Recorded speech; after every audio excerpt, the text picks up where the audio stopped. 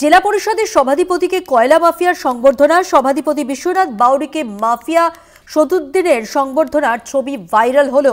আসানসোলের জামুরিয়ায় গণবিবাহ অনুষ্ঠানের ছবি ভাইরাল, দেখছেন সেই ভাইরাল ভিডিও। ফুলের তোড়া দিয়ে এবং উত্তরীয় পরিয়ে সংবর্ধনা, সভাপতিকে মাফিয়ার সংবর্ধনার ভিডিও ভাইরাল।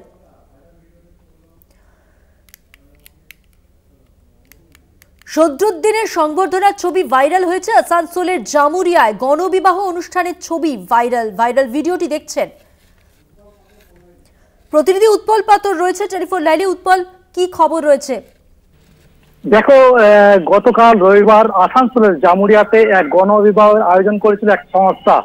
সেখানে দেখা গিয়েছে যে পশ্চিম বর্ধমানের জেলা সভাধিপতি বিশ্বনাথ বাউরি উপস্থিত ছিলেন। তাকে সংবর্ধনা দিচ্ছে কয়লা মাফিয়া শেখ সদরুদ্দিন। এমনই অভিযোগ করছেন যে বিরোধীরা রয়েছে তারা।